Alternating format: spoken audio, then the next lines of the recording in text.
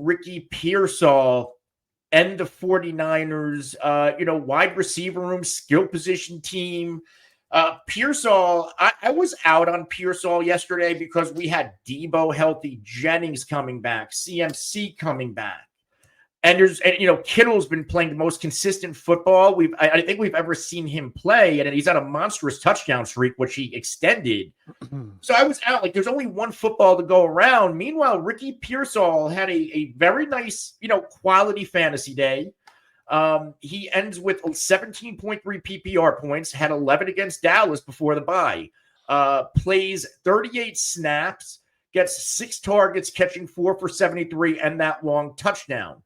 He played, it looks like, the third most snaps. So it was Deebo, second to Jennings, who played the most at 55, and then Ricky Pearsall with 38, Ronnie Bell and Cowing under 9 apiece. So it seems like this is going to be a 3-man show at the wide receiver room as long as everybody stays healthy. The concerning thing is that Juwan Jennings had 11 targets. Deebo and Pearsall matched with 6, Kittle with 4. So going forward, I get this is crowded, but I think if you're, we just talked about estimate as a must-add. If you need a wide receiver, Ricky Pearsall is a must-add because despite the loaded weapon room, I don't know if anybody's going to be like, I could see a world where Juwan Jennings continues to dominate targets. This isn't the first game he led the team in targets with Deebo active. So I think Jennings is going to be the high target machine. And then, like, Deebo and Ricky Pearsall, they might match targets on a week-to-week basis. And who's going to pop in fantasy is going to be the one that finds the end zone. So, like, I kind of deduct Deebo Samuel, and I raise Ricky Pearsall. Now, like Deebo, I would still consider him a wide receiver 2, closer to a low-end wide receiver 2. But Pearsall, I now bump into that flex wide receiver 3 range. Yeah, Pearsall, again, first-round pick by the Niners. And, this guy is an incredible story. Gets shot, comes back, and, goes for 473 and 1, 6 targets. Third in snap share, like you said, behind Jennings and Deebo, but still 62%. Ran 27 routes, was 69%.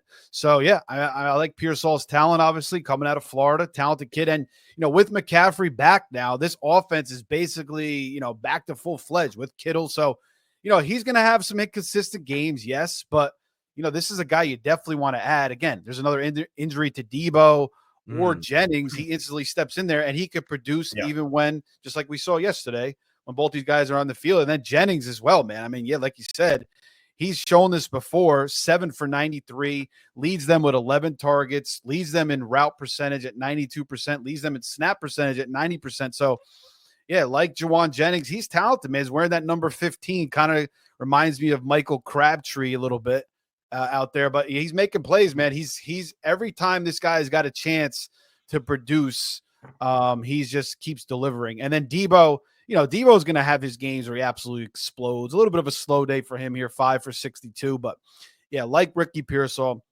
definitely add him in this explosive Niners offense. And Brock Purdy has another big day as well. And this is what I forgot to add is that CMC also had 7 targets. So Deebo, and I get yes, we're talking about picking up Ricky Pearsall. I have a concern about Deebo moving forward with all of these guys healthy and back. And Deebo this year has not been an effective runner either. And that's what's been making him valuable in fantasy through the years, but he's not getting it done. He is getting a little bit older. He hasn't, he's missed a couple of games, but he's been relatively in and out of the lineup. Even if he's active, like we saw a few weeks ago, he only plays a couple of snaps against Dallas and he's out. Is it crazy to think if you're a Deebo fantasy manager, would you rather have Deebo, Ricky Pearsall moving forward? Like, would you flip, right? Let's say you flip Deebo to the Pearsall manager, and maybe you get Pearsall almost as a throw-in and then a significant bump at running back. I think that is something that you could fool some people with. Yeah, I still would definitely give Deebo the nod there over Pearsall.